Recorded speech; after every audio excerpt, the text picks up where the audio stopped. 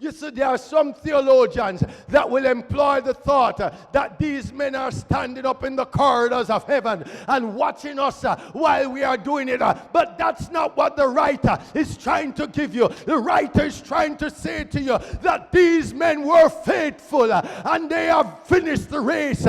When you look at the word witness, the word cloud of witness, it means these men who have gathered together, these men who have come together with one commonality, that they have been faithful. The Bible calls them the heroes of faith. The Bible said these men have become faithful.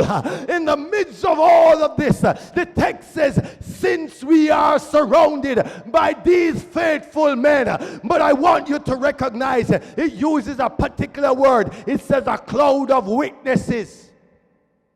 If you go back and you look at the word witness that is used in the text, it comes from the same word Martha, meaning men who have died for the cause.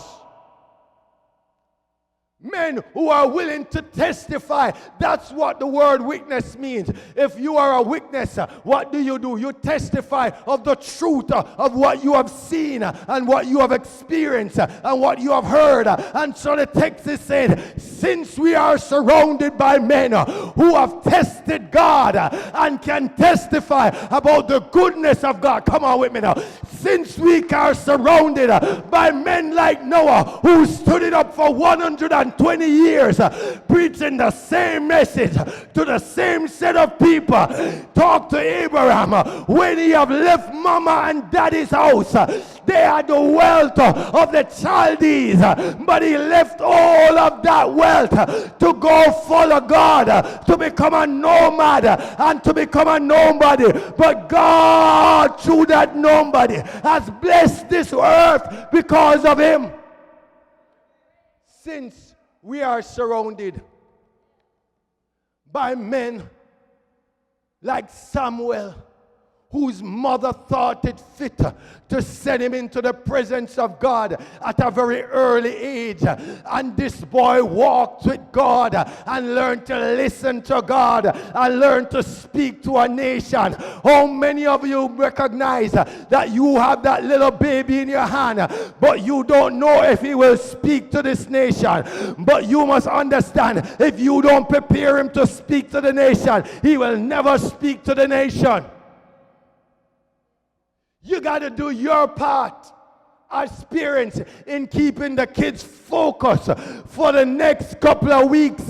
We have 9 weeks and we got to keep our kids focused. Those who are in college, we got to keep them focused. Those who are in high school, we got to keep them focused. We want them to finish what they start. You see, a lot of times we lose track, we get distracted. Come on with me now. There are things that will blind us. Sometimes look at the screen. You can't see anything right now, but look again. If you touch it, if you look right now, you'll recognize that this screen is dark. But later on, when it comes up, you'll recognize that the things that are on the screen are not very clear to us. Why? Because it has lost focus. So many things in our lives have caused us to lose focus. Look at it. It looks blurry. It looks like that's where we want to go. It looks like that's what God really wants us to see. But the Bible tells us that while we are in this race, come on with me now, I want you to follow me.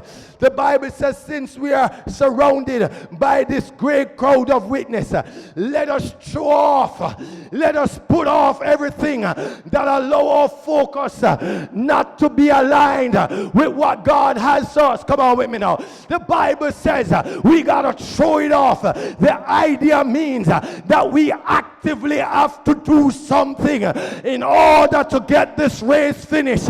We have to throw off some things. The throwing off is sometimes an outward thing. The throwing off is sometimes some people that we had hanging around with. The throwing off is some attitude that we have down inside of our lives. The throwing off is some things that we have walked with for years, and God has been telling us, get rid of this habit, or God has been talking to us, get rid of this friend, and God has been talking to us, get rid of this drugs, or God has been talking to us, get rid of these things out of our house. It's a showing off. The text seems to give us the idea that if we are going to run this race, we have to show off some things.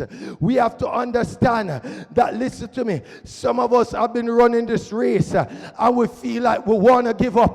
But let me encourage you, don't give up. Don't give up. It's not time to give up.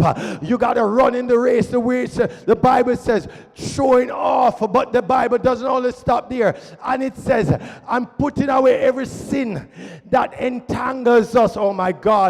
When you think about entangle, what comes to mind? A spider. You are wrapped up and caught up into some things, and God is saying to you that you got to get rid of some things that have tangled you up.